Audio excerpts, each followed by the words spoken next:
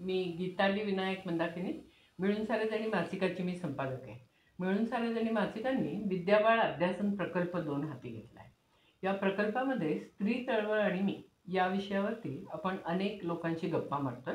आज आपल्याकडे कैलास मनोहर आलेत. नमस्कार नमस्ते कैलास. मॅडम. कैलास मनोहर हे सामाजिक बांधिलकी असणारे तरुण आहेत आणि ते अपंगत्व असणारे आणि नसणारे यांच्यामध्ये एक सेतू निर्माण करण्याचा प्रयत्न करतायत. मोठ्या प्रमाणावर सामाजिक काम करतायत आणि बरंच काय काय करतायत. तर काय करतात ते आपल्या गप्पातून आता आपल्याला कळेल.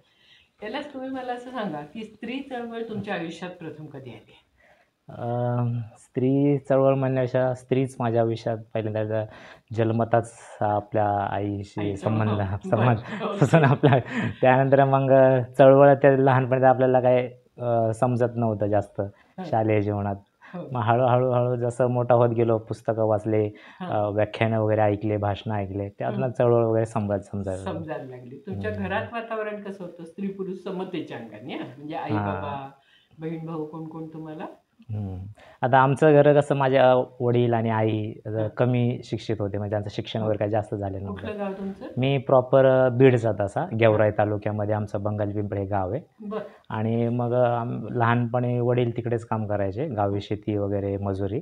हं, मग त्याच्यानंतर काही वर्षांनी एक ज्यावेळेस मराठवाड्यात दुष्काळ पडला, हं, त्यानंतर मग आम्ही पुण्याला स्थायिक झाले वडील. बरं. मग वीटभट्टीच्या कामानिमित्त पावसाळ्याला इकडे उन्हाळ्यामध्ये इकडे यायचं, वीटभट्टीचं काम करायचं. हं, पावसाळ्यात परत गावी गावी जायचं. जायचं. मग तिकडे शेती वगैरे करायची. परत आणि ऊन आई असं बाबा करायचं. शिकलेले तुमचे काय? नाही, वडिलांचं काय 4थी वगैरे शिक्षण झालंय. हं, आईचं काहीच शिक्षण नाही झालेलं आहे. बरं. आईचं काय नाव? आईचं सोजर. बरं. आणि तिच्या हं. माहेरी कसं वातावरण आहे? आईच्या माहेरी पण तिचे पण वडील, आई वगैरे त्यांचं पण काही शिक्षण वगैरे काय नव्हतं झालं. बरं. आणि त्यांचं पण एक बीड जिल्ह्यामध्येच एक छोटंसं गाव होतं. हं, आईचं पण एक गरीब कुटुंबामधलं आणि हं, त्याच्यामुळे त्यांचं शिक्षण हे हं. परिस्थितीमुळे घेता नाही आलं, तर आणि तिला शिकवलं. काय बहीण भाऊ वगैरे? आईला 2 आई आणि 1 बहीण, 1 मामा आणि एवढं आहे आम्ही. मावशी तुला? हां, 1 हां. मावशी, 1 मामा. Okay, okay. आणि आई-बाबांचं सहजीवन कसं होतं? म्हणजे आईला मान द्यायचे का बाबा? किंवा काय पद्धतीने होतं? का असा काही तो मुद्दाच नव्हता तेव्हा? आता असं कसं तुझ्या लक्षात कसं हां, आलं हां. म्हणजे? आता आता विचार केला तर आता मी लहानपणी तर आपल्याला काही समजत नव्हतं एवढं, हो, की कसं काय स्त्री-पुरुष समानता काय असते. हो, त्यावेळेस आपल्याला नसतं एवढं काय समजत. हो. फक्त आई असते, बाप असतो एवढंच आपल्याला माहीत असतं. बरोबर आहे. आणि मग त्यानंतर पण आई-वडिलांचे शिक्षण त्याचा विचार केला तर एक भारतीय परंपरा, जी हां, संस्कृती आहे आपली, हां. त्याच गोष्टी माझ्या घरामध्ये पण पाहायला मिळाल्या. जसे बरं. भारतीय संस्कृतीमध्ये बाबा आई-बाबांची बाबांकडून आईला जसं हे असतं, आईला बाबांकडून, तेच आमच्या पण घरात पाहायला मिळालं. हं, हं, हं. आणि मग आई घरात काम करायची खूप? हो, आई घरात काम करायची आणि बाहेर बी आम्ही बाहेर पण वीटभट्टीचे करायची. कामं आम्ही वीटभट्टीचे कामं करायचे आई-वडील तुम्ही पण? माझे. हो, माझे आणि आई-वडील. तुम्ही लहानपणापासून काम करता?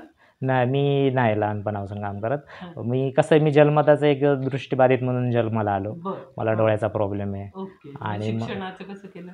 मग कसं त्यावेळेस मी सुरुवातीला माझे डोळे चांगले आहेत. त्यामुळे हां. समोरच्या व्यक्तीला कसं वाटत नाही, मला दिसत नाही. हो, मग मी बरं. ज्यावेळेस हां, जन्मलो, हां. तसं माझ्या आईला आणि वडिलांना पण माहीत लक्षात ना नाही आलं. त्यांना बी हो. माहीत नाही की मला दिसत नाही म्हणून. हो. पण काय व्हायचं ज्यावेळेस मी लहानपणी मग खेळायला लागलो, मग हं. वेगळीकडे पाहायचो किंवा हं. आवाज दिला तर वेगळीकडे जायचं. असं थोडं ओके. हे व्हायचं. हां, मग घरच्यांना हां, वाटलं, हा असा का करतोय? मग हां, मी जेव्हा चालायला लागलो, मग धडकायला लागलो. हां, पण तसं मला थोडं विजन होतं लहानपणी. हां. असं काही नाही की मी पूर्ण अगदी पूर्ण दिसत नाही नव्हतं, असं असं काही नव्हतं. नव्हतं. हां. मला फक्त रातआंधळेपणा होता. मग ओके. दिवसा हां, दिसायचं, मग रात्री मी धडकायचो. हां, मग घरच्यांना वाटलं असं का करतोय हा? हां, मग त्यावेळेस मग काही दवाखाने वगैरे काही नव्हते पण जास्त. हो, मग पुण्यामध्ये मग ससून वगैरे असे YCM म्हणजे हो, सरकारी हॉस्पिटल होते. हां, इकडंच दाखवलं. हां. मग इकडे-तिकडे सांगायचे. आई कोण सांगायचं. मग सगळे पर्याय वापरले. मग काय हं. बाबाकडे जा. बाबाकडे जा. परत परत काय नवस आहेस कर. काय ह्या हां. देवाला ते उपास कर, कर देवाला. हं, देवीला जा. असे हं. मग सगळे पर्याय आईनी हे केले. केले तिच्या परीने. हं, मग आम्हाला ससूनला आम्ही गेलो. त्यावेळेस हं, आम्हाला तिथं सांगण्यात आलं, की ह्याला नाही दिसू शकत. हं. जसा हा मोठा होईल त्याला जर दिसलं तर ठीक आहे, नाहीतर नाही दिसणार. बरं. मग त्यावेळेस त्यांनी मग सर्टिफिकेट दिलं. हं. मग त्याच्यानंतरच मग माझं शिक्षण सुरुवातीला हे नॉर्मल शाळेमध्येच झालं, सर्वसामान्य बरं. ओके. विद्यार्थ्यांमध्ये.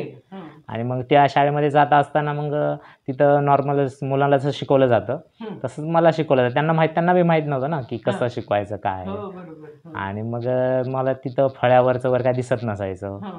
मग मी फक्त काय ऐकायचं. मग मला तरी 4थीपर्यंत मी तिथं त्यांनी मग कसं तरी आपलं ढकलपास करत राहिले. आणि मग त्यांनी मला सजेस्ट केलं, तिथे एक मॅडम होत्या, त्यांनी माझ्या घरच्यांना सजेस्ट केलं की ह्याला स्पेशल स्कूलमध्ये घाला. मग आम्हाला स्पेशल स्कूल, आता आईवडिलांचं काही शिक्षण नव्हतं, मग स्पेशल स्कूल कुठं शोधायच्या वगैरे वगैरे. मग अशीच माहिती होती वडिलांकडे, इकडं असतात शाळा वगैरे. मग असं आम्हाला कोणतरी म्हटलं भोसरीमध्ये एक शाळा आहे, आणि ती कुठे आम्हाला एक्झॅक्ट लोकेशन माहीत नव्हतं. मग आम्ही फक्त भोसरीत गेलो आणि विचारलं की इथे एक अशी शाळा आहे का. मग तिथल्या आम्हाला रिक्षावाल्याने सजेस्ट केलं की इथं अशी शाळा आहे. मग आम्ही ते शोधत त्या रिक्षावाल्याने आम्हाला तिथं सोडलं, आणि मग ते आम्ही स्पेशल स्कूल भोसरी अंधशाळा म्हणून भोसरीला एक शाळा आहे. मग तिथं मी पहिलीला ॲडमिशन त्यांनी मला दिलं. पहिली तिकडं 4थीपर्यंत झालं. तिथं वयाच्या 13व्या वर्षी मला पहिलीला ॲडमिशन दिलं, आणि मग तिथं मग माझं सगळं ब्रेलमधून शिकवणं सगळं सुरू झालं. मग तिथं माझा खरा शिक्षणाचा प्रवास हा सुरू झाला. मग आता तुम्हाला साधं लिहिता येतं का नाही? हाताने लिहिता येतं आपलं सर्वसामान्य लिपी? हो, ती मला त्यावेळेस येत होती, आता पण येते अंदाजे.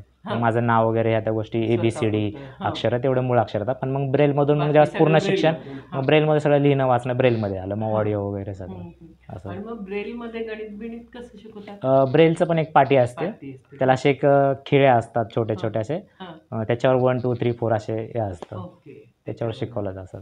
मग असं तुम्ही कितवीपर्यंत? असं मी प्रायमरी स्कूलपर्यंत माझं 7वी झाली तिथं, आणि मग 8वीपासून मी माध्यमिक शाळेमध्ये भोसरीमध्येच एक छत्रपती माध्यमिक विद्यालय आहे, तिथं माझी 10वी झाली. आणि 10वी नंतर मग वाडिया महाविद्यालयात ग्रॅज्युएशन कंप्लीट केलं. वाडियामध्ये शिकत असताना तुम्हाला काही प्रॉब्लेम्स आले का? कारण तिथे सगळ्यांच्या बरोबर शिकला. हो, बरोबर. आता कसं आहे, जेव्हा सर्वसामान्य मुलांमध्ये आपण तिथं शिकतो, तिथं शिकवणारे शिक्षक हे का मी स्वतः एक दृष्टीवादी ह्या दृष्टिकोनातून नाही शिकतो, ते सगळे कॉमन विचार करतात. मग आता त्यावेळेस हे आपले आता ते फळ्यावर जे सांगतात तिथं आपल्या लक्षात येणार नाही. मग ते फक्त जे बोलणार त्यांच्या फक्त आवाजावर लक्ष देणार, ते काय बोलतात ते आपण लक्षात ठेवणार, मग एवढंच. मग शेवट त्याच्यानंतर आपण आपल्या हॉस्टेलला आल्यावर मग ते ऑडिओ आपण रेकॉर्डिंग केलेला असणार, मग ते ऐकायचा, मग ते पुन्हा पुन्हा तो ऑडिओ ऐकायचा, किंवा मग ते ब्रेल पुस्तकं असतील मग ते ब्रेल पुस्तक वाचायचे. मग अशातनं तो अभ्यास मग त्यावेळेस मग कंप्लीट केला. आणि मग ते लिहायचं म्हणजे कसं असतं, जेव्हा तुम्ही उत्तरं लिहिता तेव्हा तुम्ही ब्रेलमध्येच लिहिता? आम्ही आमचा स्वतःचा स्टडी करायचा असेल तर ब्रेलमध्ये लिहितो. म्हणजे एक्झाममध्ये लिहायचं असेल ना तर स्क्राईब रायटर एक लेखनिक घेतो आम्ही. मदतनीस घ्यायचा आणि त्याला उत्तर सांगायचं, आणि मग तो उत्तर लिहिणार, तो प्रश्न वाचून दाखवणार, आम्ही त्याला उत्तर सांगायचं. आणि लेखनिकाच्या बरोबर तुमचे कसे काय अनुभव आहेत? म्हणजे आता मला 12वीचा अंदाज सांगायचं झालं, सुरुवातीला मी 12वीला मी खूप अभ्यास करून गेलो होतो. 12वी आहे म्हणून अभ्यास करून गेलो, पण मला जो लेखनिक मिळाला होता 12वीला मराठीला, त्याला मराठीच लिहिता येत नव्हतं. पण आता मी तर अभ्यास केला मराठीचं, आणि मग त्याला तो इंग्लिश मिडियमचा स्टुडंट होता, मग त्याला मराठी लिहिता येत नव्हतं. ते कॉलेजने अरेंज करून दिला होता. मग आता काय करायचं, आता मग ऐनवेळी तो बसवला होता कॉलेजने. मग काय, मग कसं बसून मी पण तो पेपर निघाला माझा. भीती तर खूप वाटत होती रिझल्ट लागेपर्यंत, पास होईल का नाही पास होईल, पण कमी मार्क पडले, पण पास झालो. मग त्याच्यानंतर नव्हतं माहीत, कॉलेजने कोऑर्डिनेट करूनच दिलं नाही. आणि मग त्यामुळे कसं आपल्या कॉलेजेसमध्ये ना ही स्क्राईब लेखनिक सिस्टीम आहे ना, ही तेवढ्या प्रमाणे काम करत नाही. ही जी कॉलेजवर जबाबदारी असते पण ते करतच नाही. त्याच्यातूनच मग मला ही पुढं ही आयडिया सुचली की हे जे आमचं फ्रेंडशिप सोशल फाउंडेशन आहे, मग माझे मित्र त्यांना पण मी माझ्या आयडिया शेअर केल्या. मला जे अनुभव येत गेले 11वीपासून की मग हे असे प्रॉब्लेम येतात, मग बऱ्याच वेळ मिळत पण नव्हता. एक तर स्क्राईब कॉलेजला पण कसं असतं, कॉलेजवाल्यांना पण ते कॉलेजवाले जेव्हा शोधतात ना स्क्राईब, त्यांना पण मिळत नाही, विद्यार्थी तयार होत नाहीत. मग त्या असं कॉलेजला पण डायरेक्ट दोष पण देता आला नाही. आणि मग त्यावेळेस मग कसं आहे, मग मला हे सुचलं की अशा अडचणी येतात मला. मग त्या शेअर केल्या. मग मी पुढं चालून मला आयडिया सुचली की आपण असं एक संस्था ग्रुप सुरू करावा मैत्रीचा. त्यातून एक दृष्टीयवनित इतर मित्रांशी मैत्री व्हावी, आणि ज्यावेळेस मैत्री होईल, मैत्री झाल्यानंतर हे प्रश्न त्यांचे आपोआप सुटतील. हे मला त्यावेळेस सुचलं, म्हणून आम्ही ते ग्रुप सुरू केला. मग ते पुढं मग आम्ही चालत. म्हणजे मला माहित नाही म्हणून विचारते की जेव्हा लेखनिक असतात की नाही, म्हणजे आता तुम्हाला जसा तो मराठीला मिळाला आणि त्याला मराठीत लिहिता येत नव्हतं, हे मुद्दाम असं पण असतं का की म्हणजे तुमच्या माहितीचा नको लेखनिक असं पण असणार असेल ना, की समजा कुठला तरी विषय आहे तो तुम्हाला येतच नाही खरं, जो कॅन्डिडेट बसलाय तो, पण तो लेखनिकाला येतोय, तर तो लेखनिक लिहू शकतो ना त्याच्या मनानुसार. हो. म्हणजे तुम्ही काहीतरी आपलं थोडं सांगताय आणि हं. तोच खरं म्हणजे लिहितोय. हं. असं काही होऊ शकतं म्हणून सुद्धा असं असतं का, की नाही. तुमच्या माहितीतला लेखनिक नको?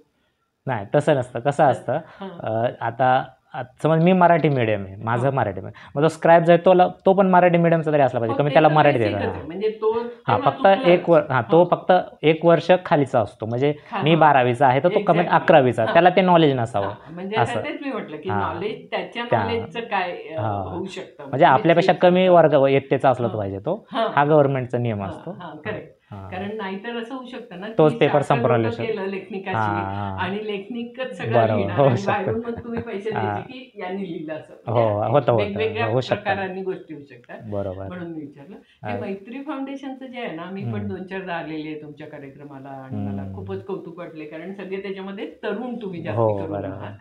तर तो जो रिस्पॉन्स येत गेला तुम्हाला मैत्री फाउंडेशनला, हं, तो जे लोकं स्वतः अपंग आहेत, हं. त्यांना पण ही गरज वाटत होती का, की अपंग नसणारी लोकं आपली मित्र व्हायला पाहिजेत आणि ती होत नाहीत. अदरवाईज म्हणजे रुटीन कोर्समध्ये तुम्ही जगत असताना हं. असं होतं का, की मित्र पण अपंगच मिळतात शेवटी? हो, बरोबर. म्हणजे हां, कारण हं. ज्यावेळेस कसं महाविद्यालयामध्ये शिकत असताना किंवा हां. आता लहानपणापासून कसं असतं, हे स्पेशल स्कूल असतात. हो. म्हणून हे अपंग विद्यार्थी असतात ना, हं. ते त्यांचा संपर्क हा फक्त अपंग विद्यार्थ्यांच्या राहतो. आसपास हं. सर्कल आहे, तो एक बरोबर. मर्यादितच राहतो. हो. मग इतर जगाशी त्यांचा संबंध होत नाही. त्यांचं हं. हॉस्टेल असतं हं. आणि हॉस्टेलमध्येच ते 10 वर्ष असतात. हो. मग इतर विद्यार्थ्यांशी त्यांना संपर्क येत नाही. हं. मग त्यांचं चालणं, बोलणं, वागणं, स्वभाव काहीच माहीत कळत नाही. नाही. का ते एकामेकात जे असतं आता हं. तेच फक्त आता माझ्यासोबत मी ज्या विद्यार्थ्यांचा जास्त सहवास मला लाभला आहे, हं. मग त्याच्या सवयी, माझ्या सवयी मला तेवढंच जग एक मर्यादित हं. राहणार. हं. मग ज्यावेळेस मग मी महाविद्यालयात आलो, त्यावेळेस मग आपण सर्वसामान्य मुलाबरोबर शिकत असतो. हं. मग त्यावेळेस त्याच्यासोबत डायरेक्ट फेस करायला, मैत्री करायची म्हणलं की थोडं कठीण जायचं. हं. मग कॉलेजमध्ये पण काय व्हायचं, की मग अपंग विद्यार्थ्यांचेच एक वेगळे समूह पाहायला मिळायचे. हं. हे त्यांचेच मित्र असायचे. जेवढे काय मग अपंग विद्यार्थी असतील, हं. ते त्यांचेच मित्र, मैत्रिणी. मग इतर मग मुलांशी मैत्री करायला मग काय होतं, अपंग विद्यार्थ्याला पण एक न्यूनगंड होतो. हो. आणि सर्वसामान्य मुलाला बी त्यांनी बी कधी अपंग विद्यार्थी पाहिलेला नसतो. हं. घरापासून पण त्यांनी कुठं फक्त ते टीव्हीवर कुठं चित्रपटात हं. तर आपण पाहिलेला असतो. पण हं. त्याला माहीत नसतं की ह्यांच्याशी कसं डायरेक्ट हे करायचं. हं. मग हे कम्युनिकेशन गॅप खूप असतो. हो. पण तो दिसत नाही, पण तो खूप असतो. त्यावेळेस आता मला पण असे अनुभव आले की 11वीत 12वीत असताना इतर सर्वसामान्य मुलांशी मैत्री करायची म्हणलं, आपण पण त्याला डायरेक्ट कसं बोलायचं. हो. समोरच्याला पण एक प्रश्न पडतो की ह्याला कसं बोलायचं. हां. आता मी ज्यावेळेस कॉलेजमध्ये असताना हं. समज XYZ एकाच आपल्या विद्यार्थ्याची मैत्री झाली. हं. तर इतर तिसरा माणूस काय करतो, आपल्याविषयी त्या समोरच्या माणसाला विचारतो, त्याचं नाव काय? काय? तर त्याला हे पाहिजे का? असं. पण तो आपल्या डायरेक्टशी त्याला बोलतच नाही. आपली चौकशी इतर लोकांशी करतो. हो. मग हा कम्युनिकेशन गॅप पण पाहायला मिळतो. हं. मग आणि मग तो तुमच्या फाउंडेशननी बऱ्यापैकी कमी होतोय हां, मग असं आम्ही मग त्यावेळेस मला लक्षात आलं की हा गॅप खूप आहे. हं. जसं आपल्याला जाती व्यवस्था दिसते, वर्णभेद दिसतो, हो. हो. स्त्री-पुरुष भेद दिसतो. हो. पण हा पण एक भेद आहे कोणाच्या आहे निदर्शन. मोठा. हो. हा दिसून येत नाही. हो. अनेक चळवळी झाल्या, सगळ्या झाल्या आणि एक तर सर्वप्रथम आपल्याकडे अपंग म्हणले की त्यांच्याकडे फक्त एक दया, एक हं. सहानुभूती हं. आणि त्यांना मदत हो. या भावनेनेच पाहिलं जातं. हो.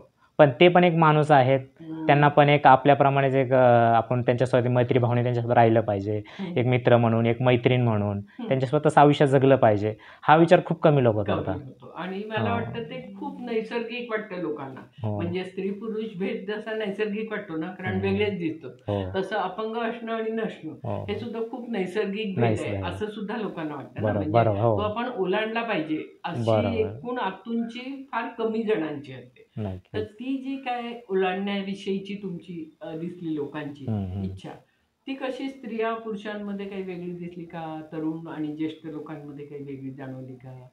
म्हणजे तुमच्या मैत्री फाउंडेशनमध्ये हां. काय प्रकारची वयोगटातली, शिक्षणाची म्हणजे हं, याचा हं, काही हं. संबंध जाणवतोय का? किंवा बरं. तुमच्या संस्थेत कशी लोकं आहेत सगळी जी मिक्स हां, आहेत? हां, हां. आता आमचं तर मग हेच होतं की उद्दिष्ट हेच होतं की अपंगत्व असलेले आणि नसलेले लोकं एकत्र यावे आणि त्यांच्यात एक मैत्री व्हावी. हं. त्यामुळं आणि मी एक स्वतः एक 11वीलाच असता 11वी-12वी ज्यावेळेस माझी झाली, हं. मग फर्स्ट इयरला असताना मला ही कल्पना सुचली होती. मग हं. मी यंग होतो, तरुण होतो. मग मी माझ्या वयाच्या मी वसतिगृहात राहत होतो. हं. मग माझ्या आजूबाजूला माझे मित्र नितीन हं. वगैरे असे माझ्या आजूबाजूचे सर्वसामान्य मित्र होते. त्यांची माझी ओळख झाली होती. हं. आणि ओळख झाल्यानंतर मग मला उद्दिष्ट होतं की मला इतर लोकांशी मैत्री करायची सर्वसामान्य. मग माझा आजूबाजूचा जो सर्कल होता सगळं आम्ही तरुण होतो, मित्रच होतो, एकाच वयाचे होतो आसपास. आणि मग मी त्यांना शेअर केली. मग त्यांना सोबत घेणं, त्यांच्यासोबत फिरायला जाणं, इकडे तिकडे फिरणं. मग अशात मग आमचं एकमेकाला भेटणं, भेटी-गाठी, एकमेकाचे वाढदिवस साजरे करणं, फिरायला जाणं. असंच मग हा ग्रुप उभा राहिला ना. मोस्टली आमच्याकडे सगळे तरुणच आहेत आणि स्त्री पुरुष ही गोष्टच नाही आमच्याकडे. फक्त एक तरुण आहात आणि एक अपंग आहात आणि एक सर्वसामान्य आहात. फक्त मी सुरुवातीला हेच उद्दिष्ट ठेवलं की अपंगत्व असलेले आणि नसलेले दोन्ही पण एकत्र आले पाहिजे एक मैत्रीच्या छताखाली. मग तो स्त्री असो, पुरुष असो, कुणी असो, ह्याच्या बाकीच्या गोष्टी विचारच नाही केला नाही. बरोबर. आणि तुला स्वतःला असं वाटतं की तुझ्यामध्ये अपंगत्वामुळे काहीतरी न्यूनगंड निर्माण झाला किंवा तो लोकांनी मुद्दाम केला किंवा काही असे वाईट अनुभव येतात ना हो आपल्याला, हो बरोबर. तसे काही वाईट अनुभव आले मग हो. एकदम नर्वस व्हायला झालं, असं कधी झालं?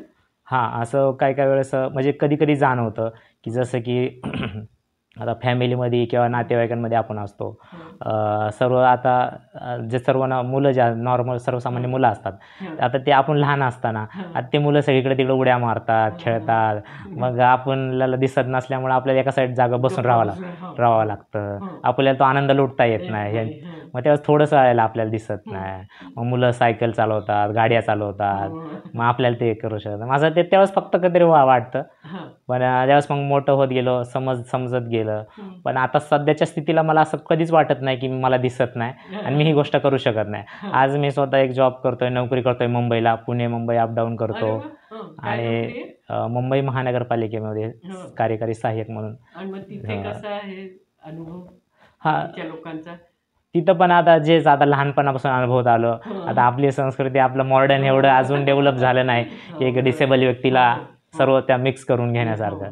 तिथं पण असे अनुभव खूप आहेत. दिसत नाही म्हणून बाबा त्यांना अक्षम वाटतं की ह्याला हे काम नाही करू शकत, मग ह्याला हे जमणार नाही. मग ते प्रयत्न बी करत नाहीत. मग आपण त्यांना जरी बोललो, मग तू कसं करणार, तुला नाही जमणार. मग असं ते एक डायरेक्टच मग आपण बोलायला जायचं त्याच्या आधीच ते पूर्ण आधी आपल्याबद्दल त्यांनी हे करून टाकलेलं असतं की तू दिसत आहे, तू आपल्या इथं बसून राहा, तू फक्त काहीतरी छोटं मोठं काम आपल्या बसल्या देणार, ते कर तू, मग तेवढं ते ॲडजस्ट करणार. मला त्याने मग मी तिथं मला दिलं त्यांनी काम.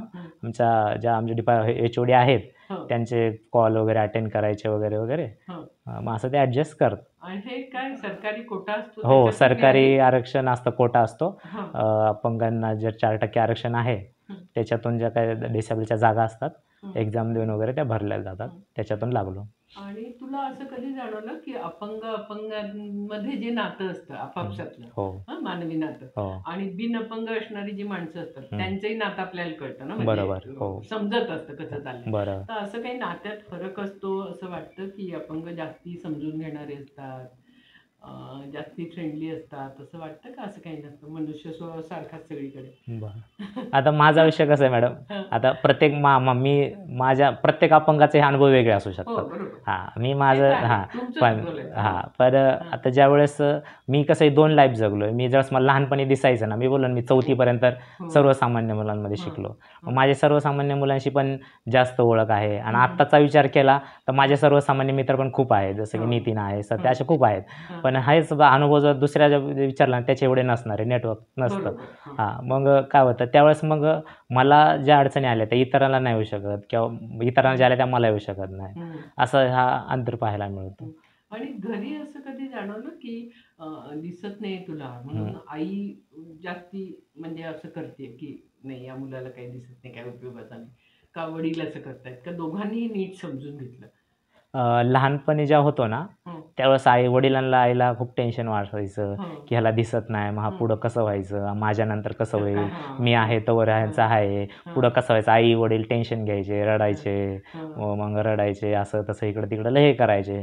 मग जरी मी शाळेत टाकलं, मग वडील म्हटलं शाळा शिकून तरी काय होणार आहे, शिकून चांगल्या लवकर लागत नाही, मग ह्याला तरी शिकून काय करायचं, मग जाऊ द्या, मग काय शिकतं तर शिकू द्या बाबा. मग ज्यावेळेस मग नंतर जोवर मी नोकरीला लागत नाही तर तरी वडिलांना असं पूर्णपणे वाटत नव्हतं की ह्याला नोकरी लागेल, शिकल. पण आता ज्यावेळेस मी नोकरीला लागलो, वडिलांना पण खूप हे वाटतं की सरकारी नोकरी चांगल्या माणसाला नोकरी भेटत नाही, ह्याला मिळाली आणि ह्याच्या जीवनामध्ये एवढं हे करतोय. वडिलांना पण खूप हे वाटतंय म्हणजे आता. आणि त्यावेळेस मला घराच्या बाहेर सोडत नसायचे, दिसत नाही म्हणजे की तू एकटं कसं जाणार, मग तू कुठं धडकशील, पडशील, शिकशील, मग मला बाहेर सोडत नसायचे. पण आज मी जसं मोठा झाल्यानंतर 11वी-12वी नंतर जेव्हा आम्ही परत आता दिल्ली, आग्रा, शिमला खूप लांब लांब जातो. तेवढे हो, आमची एक मैत्री यात्रा म्हणून ट्रिप असते. आमचं एक अपंगत्व असलेला आणि नसलेला एक विद्यार्थी असतो आमच्या दोघांमध्ये आम्ही त्यांना एक 8 दिवसाचा अनुभव देतो. अशा आम्ही मुलं निवडतो, अपंगत्व असलेले आणि नसलेले.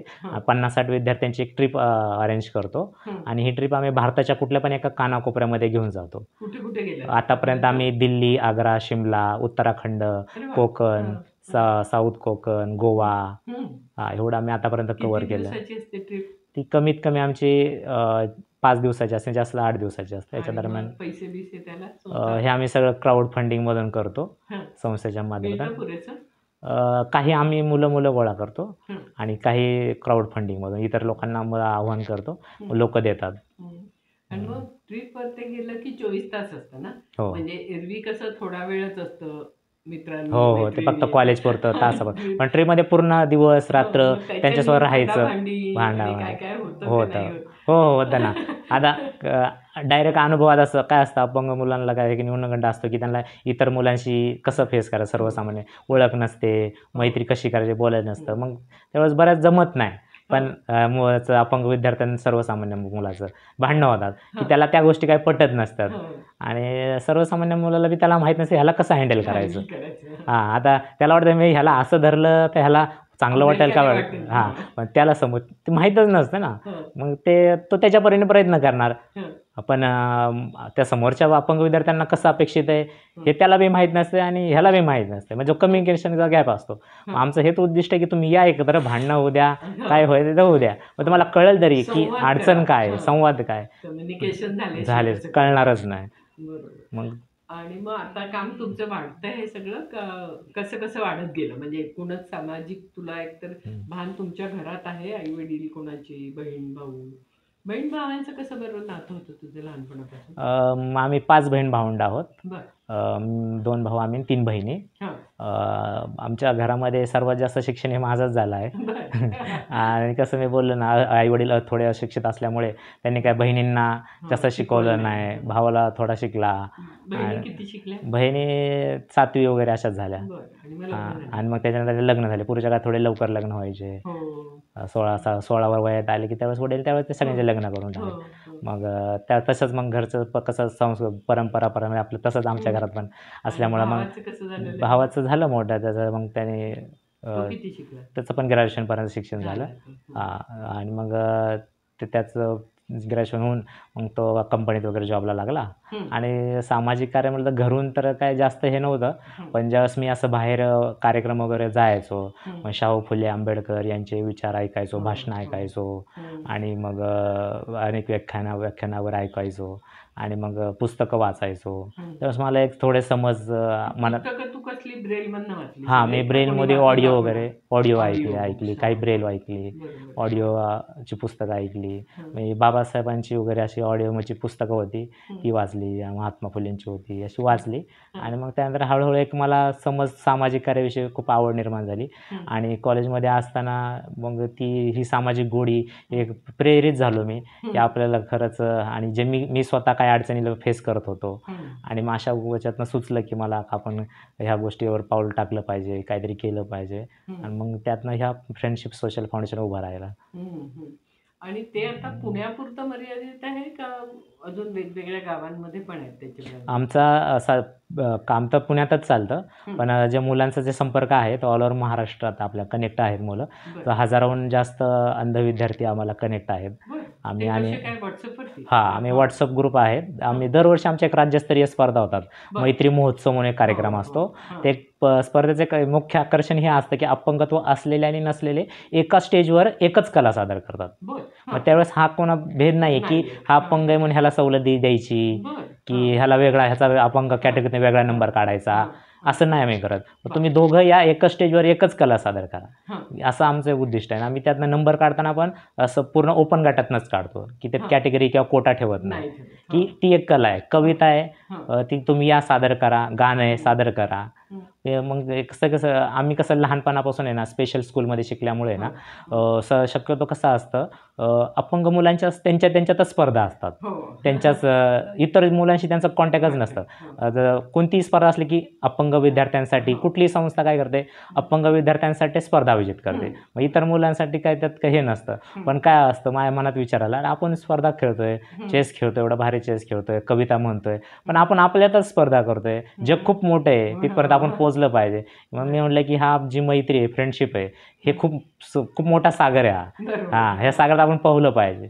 म्हणून मी ते ठेवले की आपण ज्या स्पर्धा अरेंज करायच्या त्या सगळ्यांच्या स्पर्धा अरेंज करायच्या. तिथं सगळ्यांनी या, तिथं तुम्ही स्त्री पुरुष अपंग कसलाच भेद नसला पाहिजे, तुम्ही या, तुमची कला सादर करा. आणि मग त्यातून आम्ही ही राज्यस्तरीय स्पर्धा असते. 300 ते 400 लोक राज्यभरातून आम्हाला जोडले जातात. 2 दिवसाचा प्रोग्राम असतो आणि हा प्रोग्राम यशस्वी पार पडतो. पुण्यामध्ये आम्ही करतो हा प्रोग्राम. त्याला मी आलेली आहे. हो, 1 वर्ष तुम्ही आला होता. मला असं वाटलं की ते जे स्पर्धा होतात की नाही, म्हणजे उदाहरणार्थ गाण्याची स्पर्धा असेल, अपंग आणि बिनअपंग, तर याच्यामध्ये बक्षीस मिळणारे असे किती वेळेला असं होतं की अपंगच पुढे चालले आणि बिनअपंग आहेत ते थोडेसे मागेच आहेत, म्हणजे पहिला अपंग आला, दुसरा, असं होतं का असं नाही होत? काही स्पर्धेमध्ये तसं होतं, काही स्पर्धेमध्ये होत नाही. गायनामध्ये शक्यतो असं पाहायला होतं, कारण कसं असतं अंध मुलांचं गायनावर लहानपणापासून आहे ना खूप गायनावर भर दिला जातो. आणि गायनाची स्पर्धा अशी आहे की खूप लोकप्रिय अंध मुलांमध्ये, आणि लोकप्रिय असल्यामुळे त्याला प्रतिसाद पण खूप मिळतो. आणि सर्वसामान्य मुलांचा थोडा त्या स्पर्धेला आम्हाला थोडा कमी प्रतिसाद मिळतो. काव्य वाचन, वक्तृत्व, वादविवाद ह्या ज्या स्पर्धा आहे ना त्याला म्हणजे समान प्रतिसाद असतो. फक्त गायन अशी एक स्पर्धा त्याला अंध मुलांचा प्रतिसाद थोडा जास्त. आणि नृत्य असतं का? नृत्यात अपंग म्हणजे नृत्य स्पर्धा घेता का? हो, नृत्य पण घेतो. आणि त्याच्यात पण असतात अपंग? हो, दोन्ही असतात त्यात पण. आणि त्याच्यात पण ते बक्षीस वगैरे मिळवतात? हो, दोन्ही मिळवतात. बरोबर. आणि आता असं होतंय का की जे अपंग नाही ते थोडे जास्ती पुढे येऊन या मैत्री फाउंडेशनला बळ देत आहेत, म्हणजे आर्थिक असेल, एकूण काहीतरी काम करायच्या लेवलला असेल, असं होतंय का असं नाही होतंय?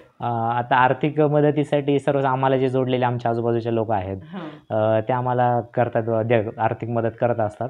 त्याच्यामुळे लोकसहभागातनंच आता जे आमचे 7 वर्ष झालेत ते सगळे लोकसहभागातनंच आहेत. गव्हर्नमेंट फंडिंग नाही, कंपन्यांचं फंडिंग नाही, काही नाही.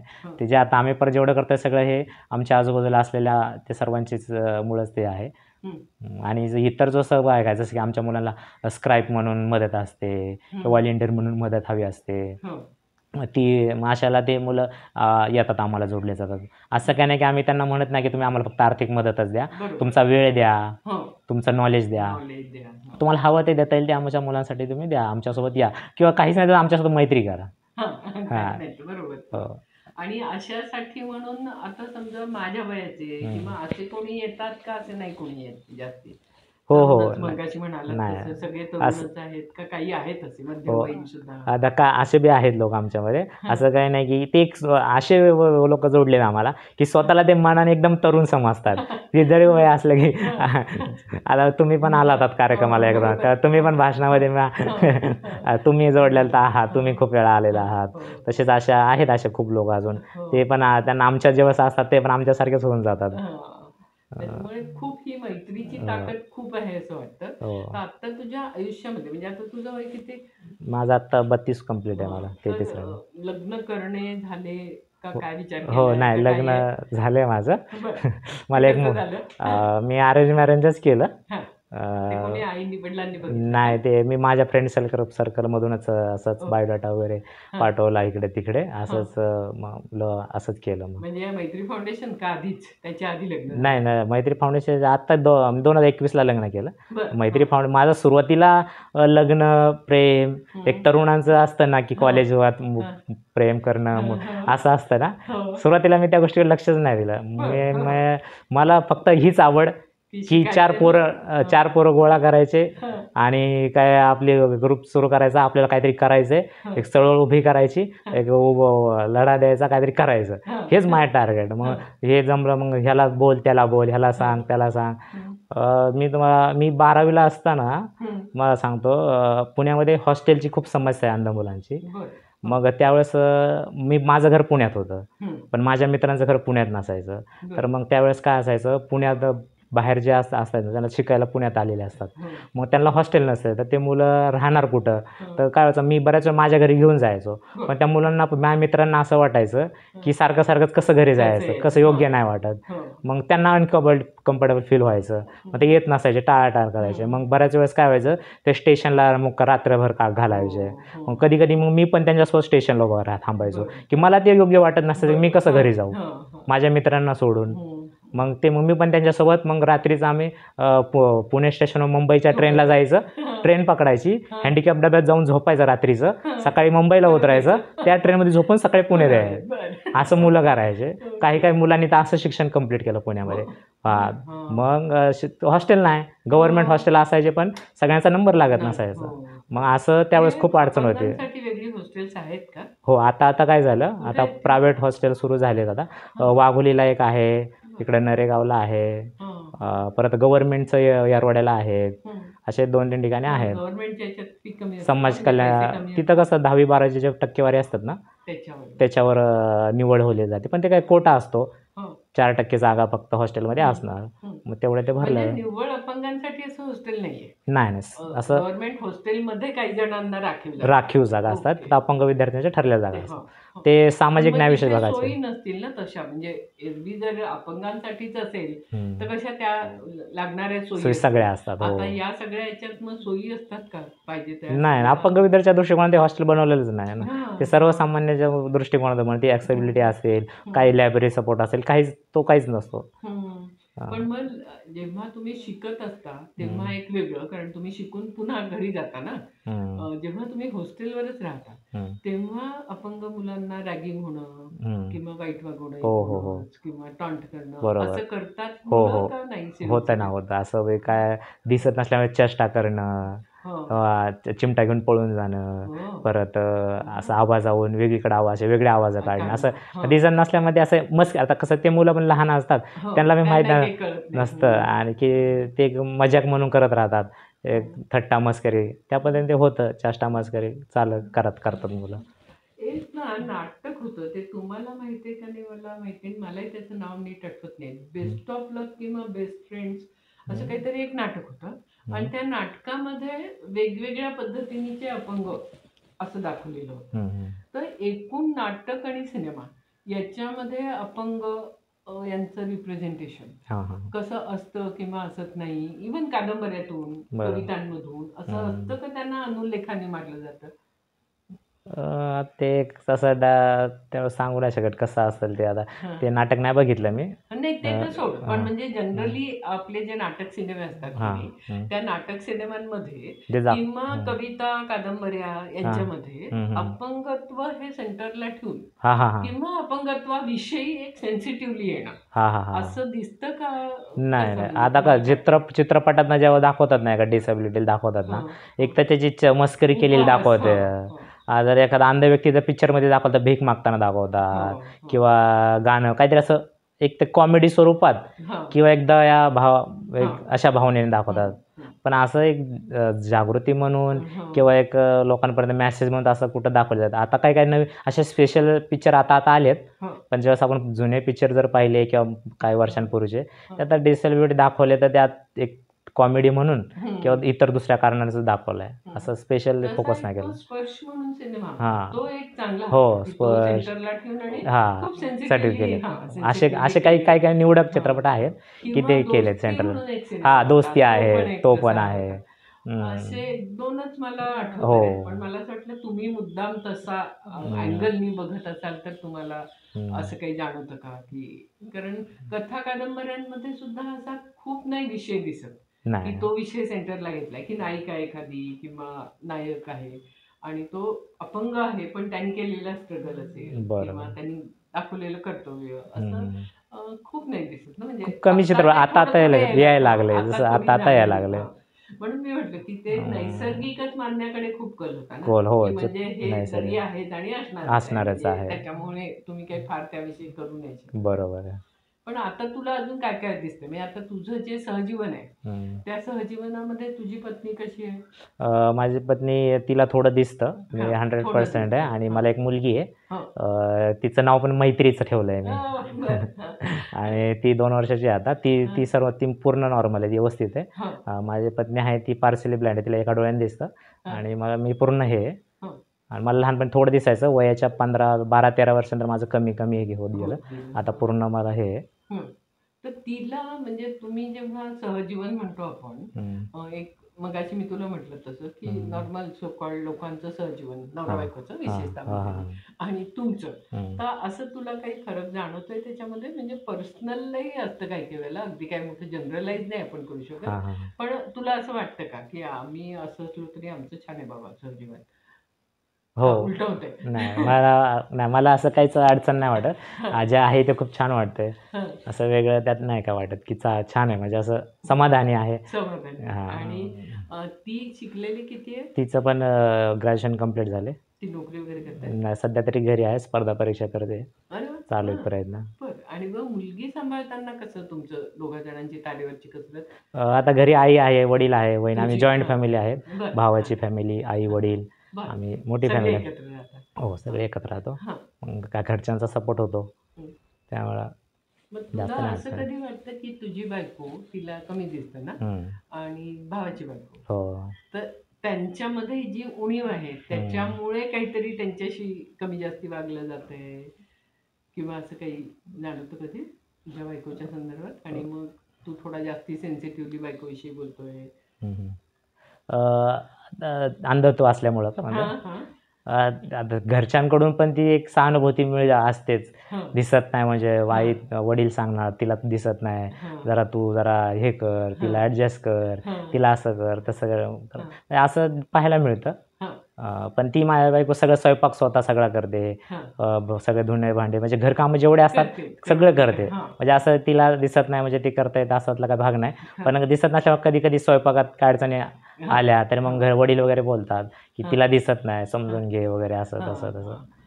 आईला थोडं कमी वाटतं का? म्हणजे आईला थोडं, कारण काय होतं, थोडं आपण असं म्हणतो सासू सून नातं आणि असं, पण त्याच्यामध्ये खरं त्या बाईचा काही दोष असतो असं नाही ना, म्हणजे सासूचा व्यवस्थेतच इतकं इतकं लहानपणापासून बिचारीने केलेलं असतं, मग तिला सासूरवाद झालेला असतो, मग तिला सासाची माणसं, मग तिला असं वाटतं नॅचरली आता माझ्या हातात सत्ता, मला हे करायला पाहिजे. माझ्या आईच्या बाबतीत माझ्या आईचा स्वभाव असा एवढा कडक नाहीये. माझी आई अशी खूप म्हणजे शांत आहे आणि गरीब आहे.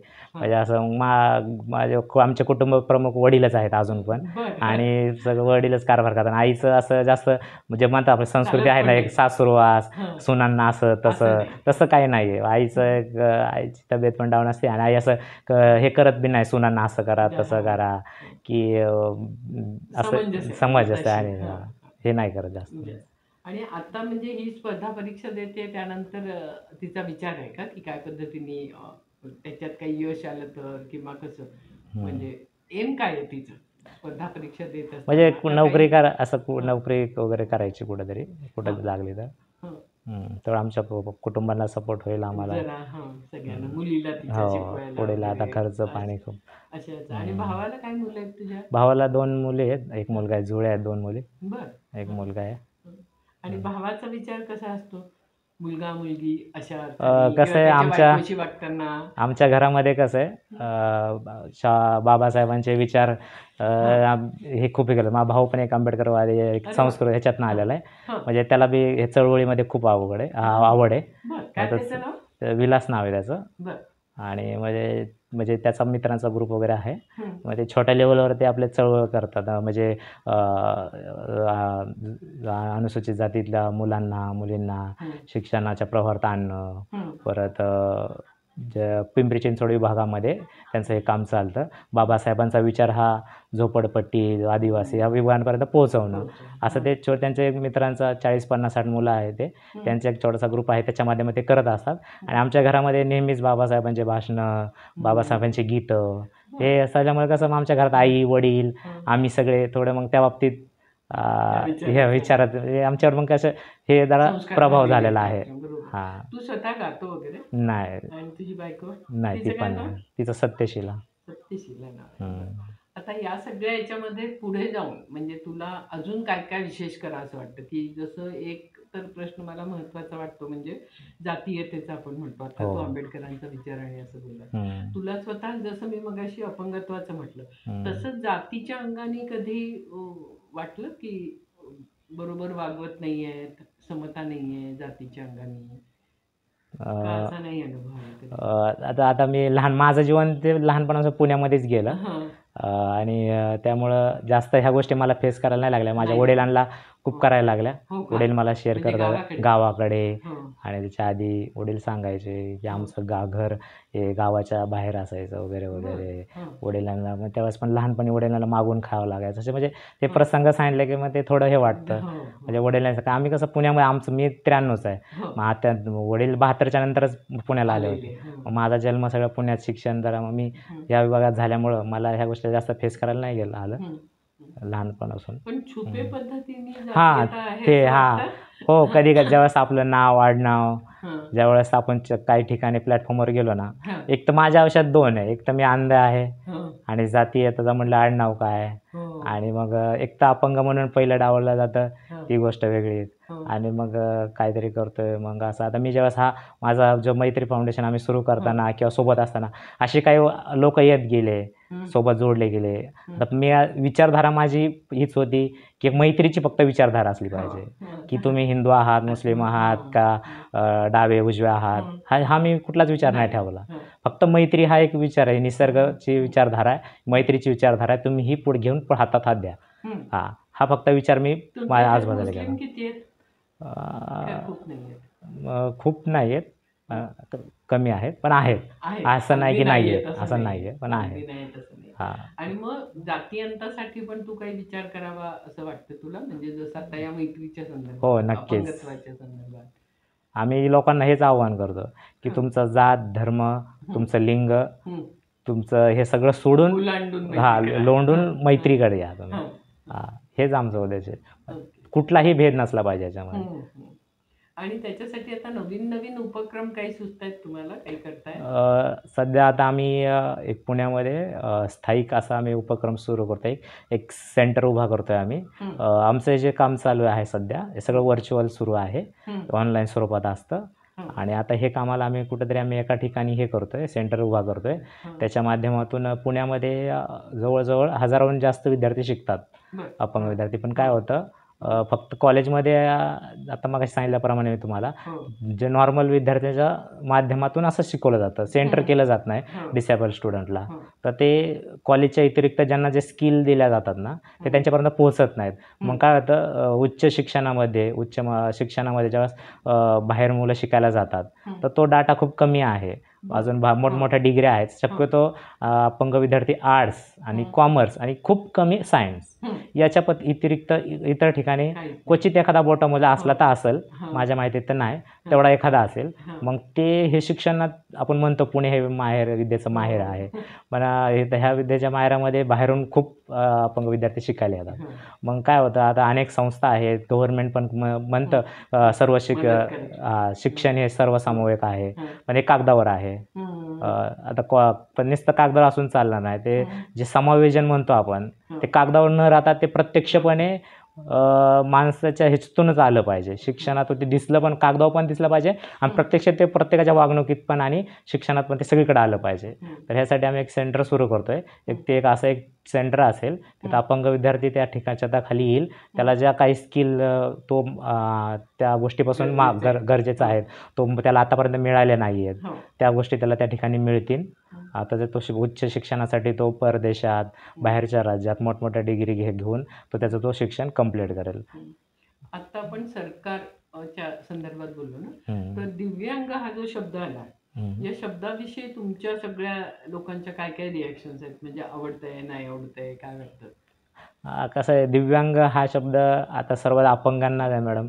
ह्या दृष्टिकोन पाहिलं तर एक दिव्य आता काय दिव्य अंग म्हणजे ह्यांच्याकडे काहीतरी दिव्य आहे असं पाहिलं जातं. आता दिव्य असं आता मला दिसत नाही. तर लोकांना ज्यांना दिसत नाही लोक काय म्हणतात ह्यांचं एक स्पर्श ज्ञान खूप स्ट्रॉंग जास्ती असतं असतं. किंवा ह्यांचं ऐक्यू IQ, खूप हे असतं. हां. पण काय असतं, आता डोळ्याची जी शक्ती आहे, डोळ्याने दिसत नाही, तो वापर जास्त कुठल्या गोष्टीचा करणार, स्पर्श ज्ञानाने करणार, एक तर आवाजाने करणार. मग ह्या गोष्टीला तुम्ही दिव्य कसं काय समजता? म्हणजे तो त्याचा वापर करतोय, त्याचा गोष्टीचा ज्या आहे ते निसर्ग, ते फक्त त्याचा वापर करतोय, म्हणजे हे दिव्य नाहीये. म्हणजे तुम्ही एक दिव्य म्हणून त्याचं ते हे नाकारताय, म्हणजे अपंगत्व करताय, त्याचं अपंगत्व नाकारताय, त्याला तुम्ही स्वीकारत नाहीये. म्हणजे असं आपण म्हणतो की दलितांना एक हरिजन म्हणून समशब्द दिला आणि एक विषय मिळून टाकला. अशातलाच एक काय बघ, दिव्यांग म्हणून असं म्हणून नाहीये की तुम्ही दिव्यांग म्हणताय आणि त्यांना म्हणताय तुम्ही दिव्य आहात. म्हणजे उलट त्यांना अजून कमी आहेत, ते त्यांच्याकडे निसर्गाने त्यांना काहीतरी कमी दिलंय आणि उलट तुम्ही म्हणताय ते तुम्ही जास्त दिलंय. म्हणजे तुम्ही थट्टा करताय का मस्करी करताय?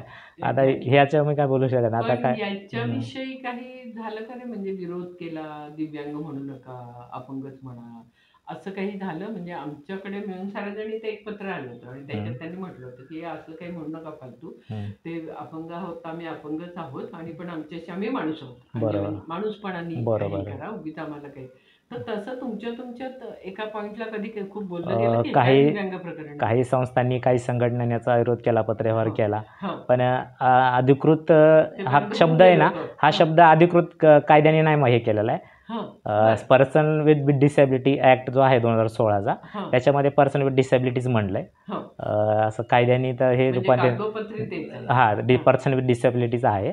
ह्या शब्दापद एक आता किंवा पॉलिटिक्स असं म्हणून specially एक challenge असं बोलण्यासाठी, म्हणतात नाही, आणि त्यांनी specially. फक्त सरकारने एक आदेश दिलाय की तुम्ही हा वापरा, दिव्यांग. शब्द वापरा म्हणून. पण त्याला विरोध काही संस्थांनी केला. पण कसं असतं, आता सत्ता आहे, त्या आणि गोष्टी एवढी व्यवस्था strong असते की स्ट्रॉंग ते होऊन नाही. जातं त्यांच्यात सगळं. आणि काही लोक हे सपोर्ट बी करतात, काहीच अपंग बी संघटना असतात, हो, त्यांना पण हे चांगलं वाटतं. चांगलं वाटतं. हं. मग कसं आहे, काय सगळेच लोक एका विचारधाराचे नाही ना. नसतात, बरोबर. असं आहे. त्यामुळे हो. काही लोकांचं म्हणणं ठीक आहे, चांगलं, काहींना हा शब्द पण योग्य वाटतो. असं आहे. म्हणजे त्यांना असं पण वाटतं ना, म्हणजे बऱ्याच वेळेला असं होतं की आपल्या संस्कृतीत एकूण उदात्तीकरण खूप आवडतं लोकांना. म्हणजे माणूसपणाच्या पेक्षा विभूती पूजा आणि हो, एकूण अगदी बरोबर. म्हणजे वास्तवापासून लांब जायचं. बरोबर. खरं सत्याला सामोरं जाणं हे जे असतं हे काही करायचं नाही. करायचं नाही. त्यामुळे पण खरं म्हणजे प्रॉब्लेम्स येतात आणि मग त्यांना उलट पण वाटतं की एवढं आम्ही दिव्यांग म्हणतो आणि तुम्ही काय त्याला ऑब्जेक्शन ना. म्हणजे असं आहे. जसं हरिजन शब्दाविषयी पण झालं की अर्थात त्याच्यातलं पॉलिटिक्स एक वेगळं, महात्मा गांधींना स्वतःला काय वाटत होतं त्या हे गोष्टी पण, वेगळ्या. या सगळ्या गोष्टी वेगळ्या असतात. तुला स्वतःला पॉलिटिक्स मध्ये किती इंटरेस्ट? पॉलिटिक्समध्ये हा खूप हाय इंटरेस्ट. Very good. खूपच छान.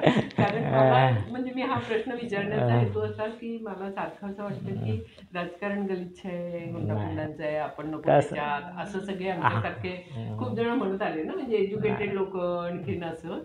तर त्याच्याने खरं म्हणजे हे वाईट झालं. म्हणजे मी तर सतत असं म्हणते आपण की दुर्लक्ष दोष करतोय. आपल्यालाच आहे. आपल्यालाच दोष आहे. कारण आपण दुर्लक्ष करतोय केलं, हेच. बाकीच्यांचं फावलं. हो, आपल्या संस्कृतीमध्ये हेच चुकतंय की आपण त्याच्याकडे दुर्लक्ष करतो. Exactly. जोपर्यंत सर्वसामान्य माणसाला कायदा समजणार नाही, तुम्हाला पॉलिटिक्स समजणार नाही, तोपर्यंत हे उलट ह्या पॉलिटिक्स लोकांसाठी ते उलट फायद्याचं आहे की ते आपला फायदा घेत राहणार. एक्झॅक्टली. त्यांना ते कळूनच की त्यांना मला एवढंच जागृतच हवंय. होऊन द्यायचा नाही माणूस. विचार करू नये लोकांनी, असं वाटतं. तुमच्या या मैत्री फाउंडेशन मध्ये हे असणार आहे का पुढे काही, की म्हणजे आता ठीक आहे की मैत्री पाहिजे की अपंग आणि बिनअपंग असणाऱ्यांची आणि ते सरमिसळ व्हायला पाहिजे, ही खूप चांगलीच गोष्ट आहे. पण एकत्र येऊन तुम्ही काहीतरी पॉलिटिक्स विषयी बोलणं, समाजकारणाविषयी बोलणं, अर्थकारणाविषयी बोलणं, म्हणजे एकूण सगळं परिवर्तन अशा अर्थाने असं काही आता सुरू केलंय का? आता हेच खूप अवघड आहे. नाही, आता आमची आता जे सुरुवाती आहेत, आम्ही आता खूप शिकतोय आणि शिकत शिकत काही गोष्टी आमच्या लक्षात येतात. पण आम्ही सगळ्या गोष्टींवर चर्चा करतो, सामाजिक असो, राजकीय असो, आर्थिक असो. आम्ही कुठेही म्हणजे आपल्याला हे नाही करत, मर्यादित नाही ठेवत. आम्ही सर्व समग्र विचार करतो. आमच्या मुलांना सगळ्या आम्ही अधूनमधून लेक्चर घेत असतो. राजकारणावर घेतो, कायद्यावर घेतो, आर्थिक गोष्टीवर घेतो. आपल्या स्त्री चळवळीविषयी बोलता की नाही? हो, बोलता ना.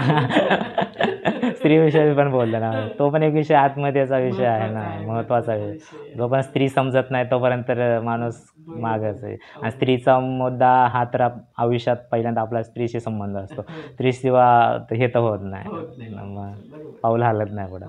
आणि तुमच्या याच्यामध्ये किती दिसतं रे स्त्री पुरुष समतेचा विचार? म्हणजे दोन्ही अपंग आणि बिन अपंग, जे आता मैत्री फाउंडेशन मध्ये म्हणते इन पर्टिक्युलर मी, की तिथे असे खूप खूप म्हणजे आता समजा ज्या मैत्रिणी आहेत तुमच्या, हम्म. त्या खूप समतेविषयी आग्रही आहेत का? किंवा त्या गृहीतच धरतायत की समता असली पाहिजे? 100% नाही म्हणता येणार. हां. पण काही आता कसं आहे, अजून आपल्या जो म्हणतात ना आपण संस्कृती परंपरा अजूनही हां, मुला-मुलींमध्ये accept केलेले आहेत. हां. की ॲक्सेप्ट केलं, ती समज अजून सगळ्यांना नाही आलेली आहे. नाही. हां. पण आम्ही हा प्रयत्न करतो की जास्तीत जास्त मुलं-मुलगी, मी तर तो विचार करतच नाही हा मुलगा आहे का मुलगी. हो. फक्त तुम्ही आहात ना, या. हं. आम्ही मुलगा आहे किंवा मुलगी आहे म्हणून हे करतच नाही. हं. एका बाजूला मुलगी आहे, एका बाजूला मुलगा आहे, हा पण भेद ठेवतच नाही आम्ही. बरोबर. हं. आणि मला वाटतं की तुमच्या ह्याच्यामध्ये अपंगत्व आणि अंधत्वामुळे सुद्धा एरवी जो स्त्री पुरुषांच्या ह्याच्यात शरीर स्पर्श न होऊ देणं किंवा असं एक असतं की नाही, हो, म्हणजे हो. ट्रॅडिशनल, आता ते खूप बदलत चाललंय. म्हणजे आताच्या तरुण पिढीमध्ये त्या मनाने मुलं मुली गळ्यात गळे घालणं हो, हो. अगदी कॉमन Common नसलं तरी झालंय. बऱ्यापैकी कॉमन आहे. हो. तसं मग आता तुमच्या या सगळ्या फाउंडेशनमध्ये स्पर्शाच्या विषयी आणि एकूणच स्त्री पुरुष एकत्र असले तर काहीच फरक पडत नाही, हो असं ना. म्हणजे आपण जे म्हणतो बरोबर. की जेंडरच्या पलीकडे जाऊन सगळे. बरं. आमचा जो असा जो बॉन्डिंग झालेला क्लोज जो ग्रुप आहे ना, हां. जे वारंवार सोबत असतात, हां. ज्यांच्याशी चांगली घट्ट मैत्री झाली, अशा मुलगा असो किंवा मुलगी असो, ते बिनधास्त हातात हात मिळवतात, खांद्यावर हात टाकतात, हां. शेजारी बसतात. बसतात. म्हणजे असं अनकम्फर्टेबल फील ते दोघालाही करत नाही. होत नाही. मग ते मुलगा असल्यामुळं किंवा मुलगा असला असं काहीच नाही. मग ते डोळसं असू दे किंवा अपंग असो किंवा नसलेला, दोघांना. दोघं एकत्रच आहे. बरोबर. असं काही नाही की सर्वसामान्य मुलगी एक पूर्ण अपंग असलेल्या मुलासोबत पण चांगली मैत्री करते. हं.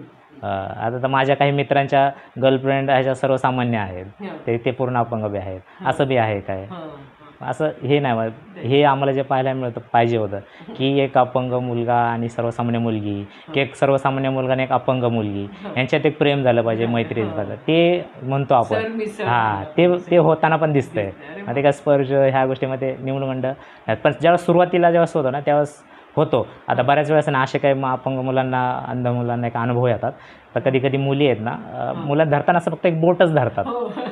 म्हणजे कमीत आता कमी त्यांच्या स्पर्श होईल. मनात कमीत कमी कसा स्पर्श, आता माहीत नाही त्या मुलींच्या मनात काय असतं ते हो. आपल्याला माहीत नाही. आता मला बी कधी काय अनुभव, रस्ता क्रॉस करून देताना काही लोक शर्टच धरतात आणि असं वळतात. बरोबर. असं म्हणजे नाही, ते तो त्यावेळेस आपल्या समाजामध्ये एकूणच स्पर्शाला खूप हे हां. इनिबिशनच आहे.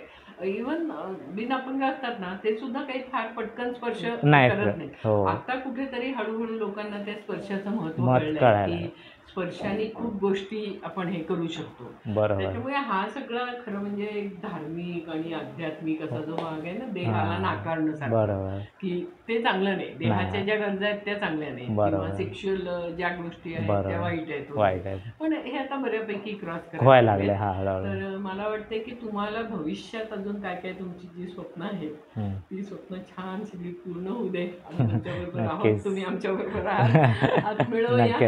आणि थांबू. खूप छान ओके, वाटलं. बरं वाटलं थँक्यू. तू आलास ते. हो, थँक्यू. Thank you madam.